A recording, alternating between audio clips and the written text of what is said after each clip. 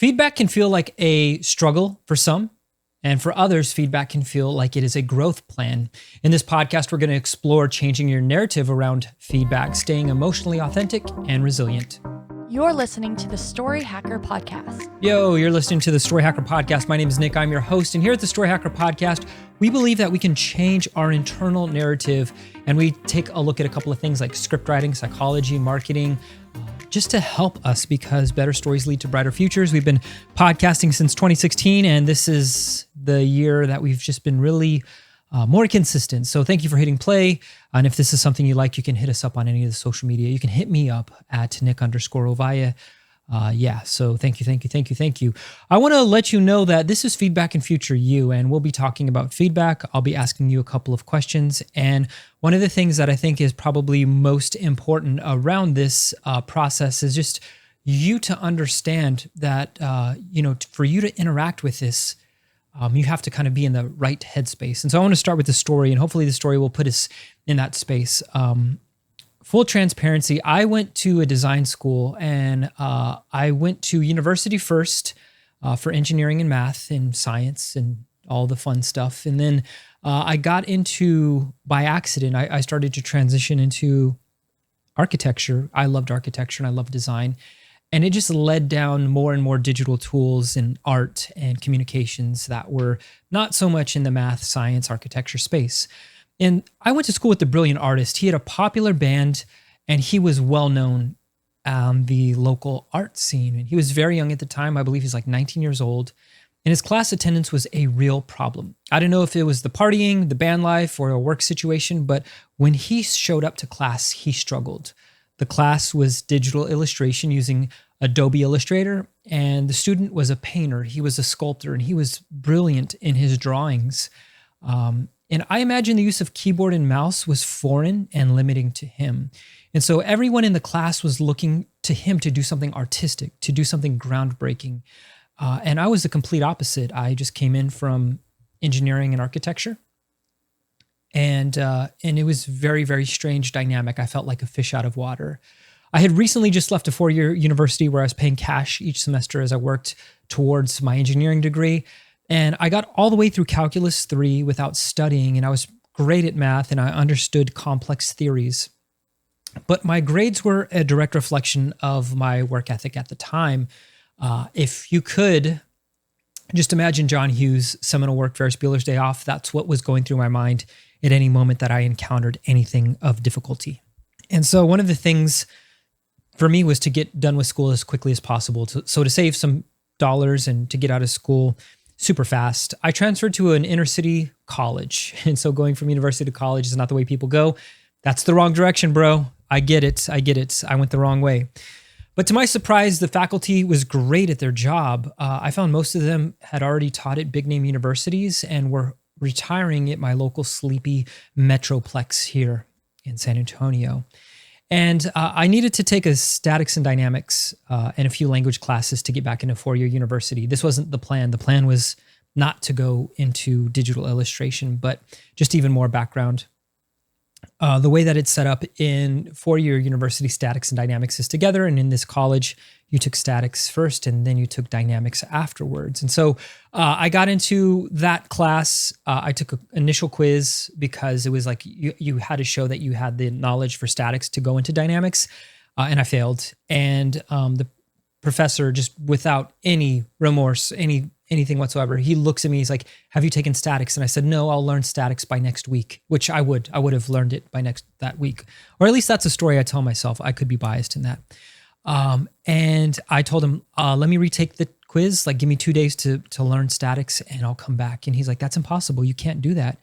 And he kicked me out of the class. And I was still in the time frame where I could go and, either get my money back or continue on the semester. It was literally like the first week of school. He gave me a slip of paper, told me to go to the registrar's office, and it was to drop the class. And the statics portion had already filled and wasn't going to be available for another 2 semesters because it was like that spring semester. So I had to go through summer semester and then back at fall semester. And so not the most ideal thing because a lot of my credits were transferred to the art classes, I just decided, hey, I'll just go that route. I know it's a long story, but I promise there's a reason for this.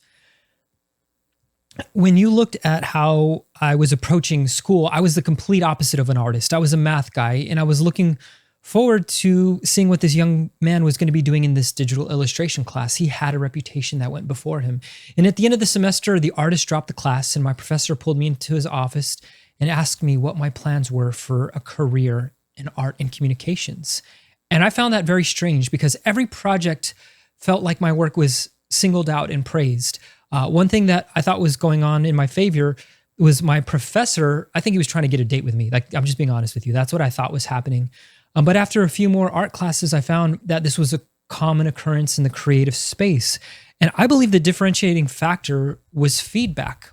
I didn't come from a place of my artistry was my identity. I came from a place of math and science has a hard answer, and you can come to it by any conclusion. So part of my math brain was saying there's a way to qualify and quantify the subjectiveness of art. And the way that you do that is through other people's feedback. And so I felt like my academic ego was crushed in some regards. Many times when someone suggested I make a tweak or a change to any art, but then something in the back of my head would pop up is, what could it hurt? I realized that the artist also probably had the same ego of the first thing that you do, you want people to love it. You want people to praise it. You want people to celebrate your first initial work. But what I realized over time is it takes iteration and it takes development and it takes curiosity. So I developed some curiosity and I kept backtracking and trying new avenues. And something that was, a thematic point in my life was, let's just give it a go. And so when it came to art, it felt like the most natural thing to do. Let's just try something. And I felt like I started to develop something called self-efficacy. It was an internal locus of control that feedback felt like a recipe for success. I didn't balk at feedback. And one thing I started to realize as I got older is the Stoics, the existentialists, the philosophers, all of them agree to take responsibility in life. That is the key to having control. And also acknowledging the things that you don't have control in. And so I really started to adopt this ideology. And so I want to take the next few minutes to explore a few questions about ego, feedback, sensitivity, and building a strong future self. A self that is someone who can take feedback and who has internal locus of control. So question number one is this: do you realize that you have a lens? Now, the lens is the way that we see life. I love how John Acuff, he calls this lens the soundtrack. What is the record that is playing in your mind over and over and over again? It could be the voice of teachers or coaches or parents or grandparents or a good friend who may have betrayed you, or it may have been you receiving accolades and praise from either professors or teachers or, people who genuinely loved you. By introducing a point of feedback, by introducing somebody in your life who can speak to you, it's going to change things for you because you're not going to only rely on your own perspective when it comes to your decision making. You can start to leverage the perspective of others. And so your story is informed by your lens, your soundtrack. The story you're telling yourself about your art, your parenting, your sex life, your friend group. I love the perspective that Frank Rose, he takes on this idea. This is from a book called Contagious. And it says, machines of the analog era, talking about, printers and, cameras. He goes and he says this: they were optimized for one-way communication. Whenever it was a printing press, motion picture camera, whatever. By introducing this feedback routine digital technology introduces, number one, we can tell stories. And number two, we're no longer passive consumers of stories, of music, or of anything else. We are co-creators in a sense. We co-create the stories with the authors in our heads. And so what I love about this is absolutely true. We are coming to a point where TikTok is asking you to remix, to duet, to stitch these creations of other people. And the current generation isn't just saying, I'm going to create a work and you can admire my work and there's copyright around it. It's saying, no, this idea of copyright is might be antiquated to some extent. And I want to talk about how Frank Rose in 2022, he was in an interview and he says part of the system of our modern digital storytelling is the moment that you can @ me on Twitter and say whatever you want. Feedback allows for you to become a co-creator. You can talk about my tweet. I could talk about your tweet. And sometimes our lens or our soundtrack has an echo. It has a ghosting or some chromatic aberration.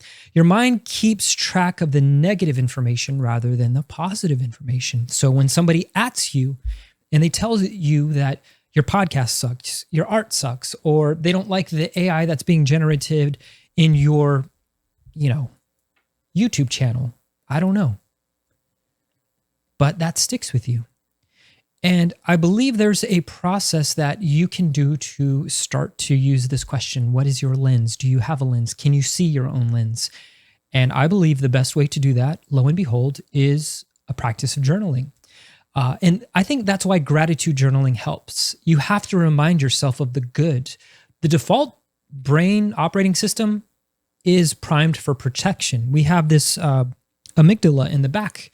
And the amygdala is here to keep you safe. And if your prefrontal cortex isn't active, if you aren't, priming your prefrontal cortex with gratitude and with flow state, you can easily default to the lizard brain. And that lizard brain is going to tell you, don't try. The moment that somebody reacts negatively towards your work, you should stop your work because you might get kicked out of the tribe and et cetera, and you'll become homeless and nobody will like you and you'll not be able to afford a toothbrush moving forward. And it's a liar. The lizard brain is a liar.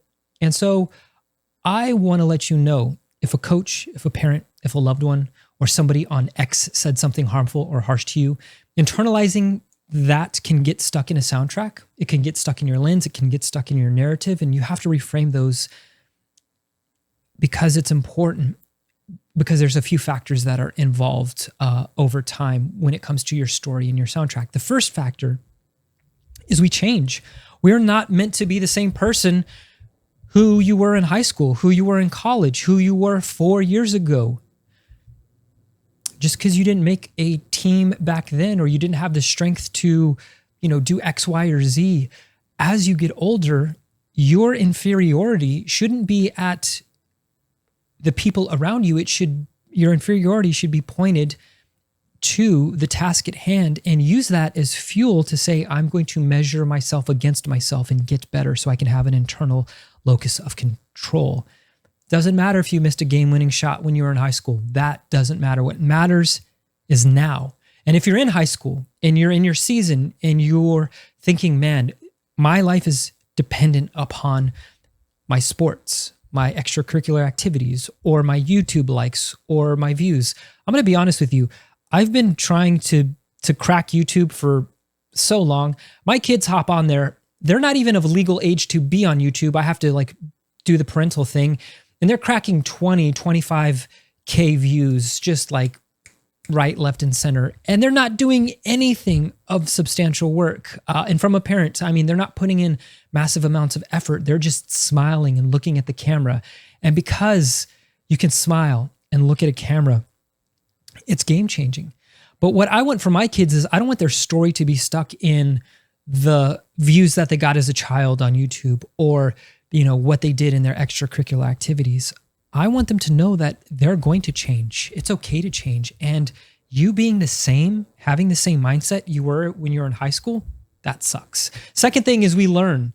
And just being in high school, I want to let you know another story. I remember the day that I graduated. The day that I graduated high school, I realized I shortchanged myself. I realized it. I had the Ferris Bueller mentality. It was something that I was just so young and naive. I didn't realize Ferris Bueller is not the main character in that whole story. It was Cameron Fry. He is actually the main character by proxy because he's the one who goes through change. He is the one who goes through, hard times. He's the guy who's really struggling. And at the end, he finds a confidence to really face his biggest fear and to face he has the dark night of the soul. He is the main character through and through. It's only through proxy that Ferris Bueller is sharing his charisma. He's sharing his love. And it's kind of a testament to the people that we need to get around to find love and to find community and to find somebody who's a little bit crazy and who will lend that bit of charisma to you, et cetera, et cetera. And I didn't know that. I thought you were supposed to be the center of it all. I didn't realize being the center and the hero is not the hero's journey. It's actually to become the guide. And we'll talk about that at a later time. But once I learned that, I felt so shortchanged that I went out and I just got like a handful of books. I went to my local bookstore, and because I was so, I'll say sad that I missed out on really applying myself, I just grabbed, I guess, 5 books. I think they were just, whatever the thing, they have like a piece of paper as soon as you walked in, and it was the school district's reading list for that year. And so I just grabbed it and I was like, I'm going to just buy these books. And part of those books was Franz Kafka's, Metamorphosis, which is a small book, weird book, but nonetheless, it was there. It was 1984 by George Orwell. Fascinating. Slaughterhouse-Five, also fascinating.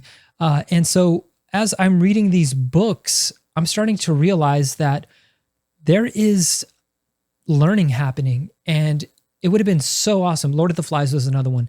It would have been so awesome if I would have grabbed that in my brain earlier and then just meditated on it and deep dove into it. I wish I would have learned philosophy and logic and some of these deeper philosophical concepts that I know now. I feel like they would have guided me in such a better way.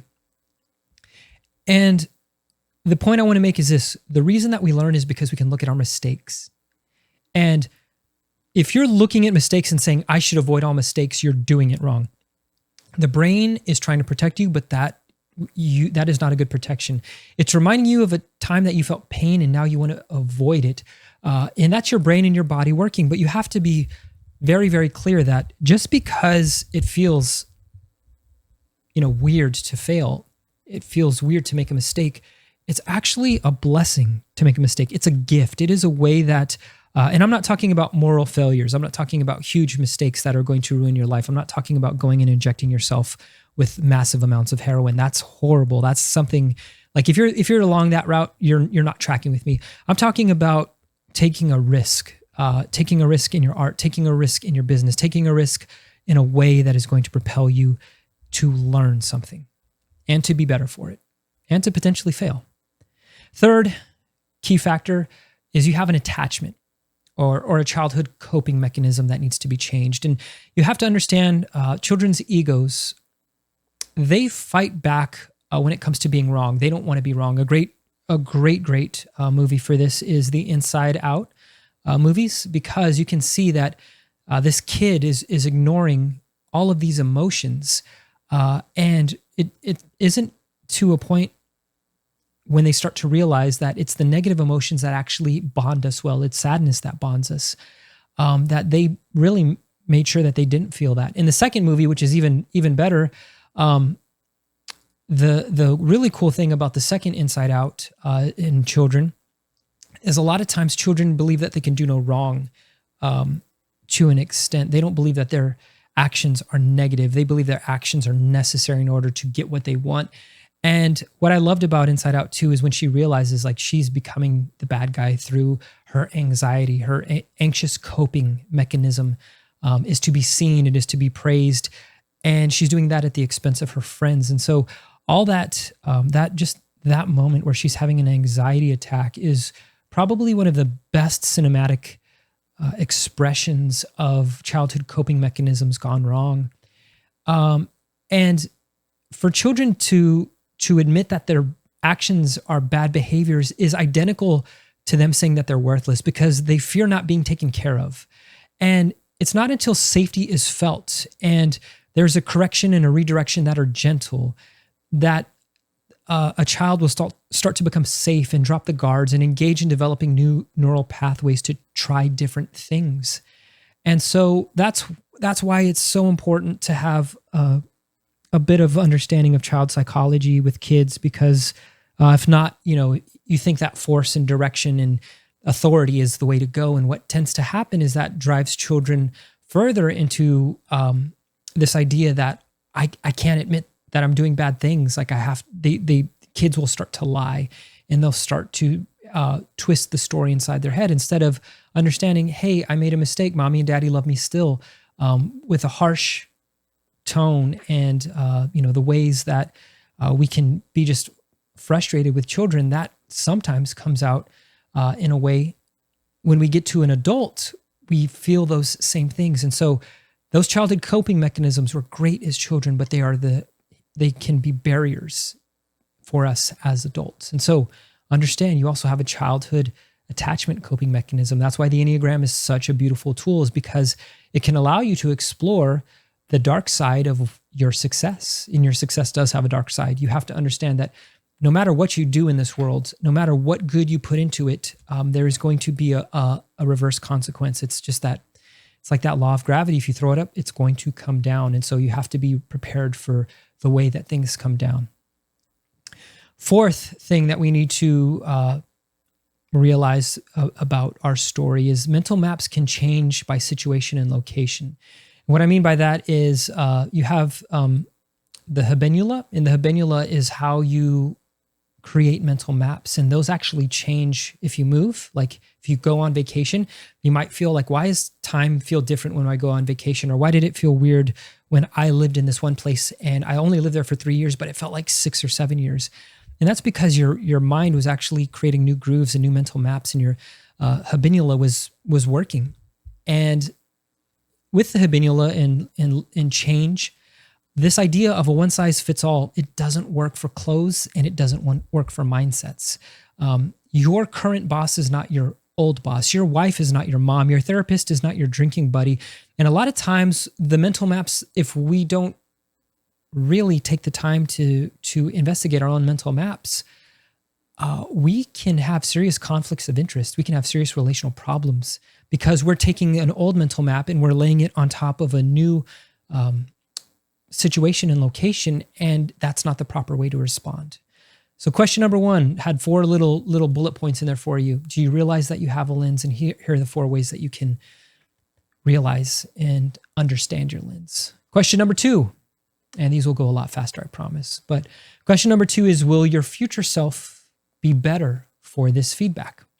If somebody gives you feedback and it doesn't hurt, or at least the sting isn't there, then you're lying. You probably haven't experienced feedback. And what I mean by that is that there's this old proverb, and it's a good one. And it says, the wounds from a friend are faithful. And what that means is that in our day and age, sometimes our enemies actually give us better feedback than our friends, because sometimes your friends don't want to hurt your feelings. Sometimes friends don't want to, put themselves in relational conflict. But one thing about feedback is you need to receive it. And so the best way to do that is you have to really coax feedback out of people. And you also have to be prepared for the blowback that you're going to feel within your body. Your future is going to be better 100% when you receive feedback. The simple shift in placing values in your future instead of focusing on the pain of the moment is the mechanism. The other thing about this feedback is you're going to have to really pull it out of people. And you're going to have to let them know that there's not going to be any social repercussions. You're not going to be mad. You're not going to try and get back at them. And you have to be honest about this. If you're the type of person who feedback just drives you wild, then you're going to be like, well, you do this. And that's just your natural reaction when somebody gives you feedback. You're going to have to learn to mature in your feedback receiving and your feedback giving. Question number 3, is this feedback helpful? What can I gain from this feedback? And so I'll say this, not all feedback is worth your time. Some people can just be venting and it has nothing to do with you. That's fine. But even if someone is mean, belligerent, or off-putting, can you still benefit from something this person had said or mentioned? And early and often is a phrase that I talk to my team about when it comes to feedback. We have to be comfortable with feedback early and often. And the early and often method allows us to get used to it. We get value from it. And most importantly, we understand that we live in a social economy. We can take control of the story that we have in the story that feedback produces when feedback shows up early and often. So when it comes to you, are you willing to receive feedback? What is the lens? And are these 3 questions something that you're going to subject yourself to in order to really understand how feedback can benefit you moving forward. My name is Nick. This has been the Story Hacker Podcast. If you have any questions for me, you can reach out to me on any of the social medias at Nick_Ovaya. I want to let you know I've created something for you. It's at storybetter.co. At storybetter.co, there is a 90-day Story Better plan. The Story Better plan takes your mind, it takes your body, and it takes your learnings, and it puts that into a blender. And at the end of those 90 days, you're going to be a different person because your brain is going to be primed through physical exertion, through learning, and through actual psychological principles that are going to make sure that you have a fighting chance at changing your internal narrative. You can go check that out, storybetter.co. I want you to check that out. It's free. Just drop an email there and it is there for you.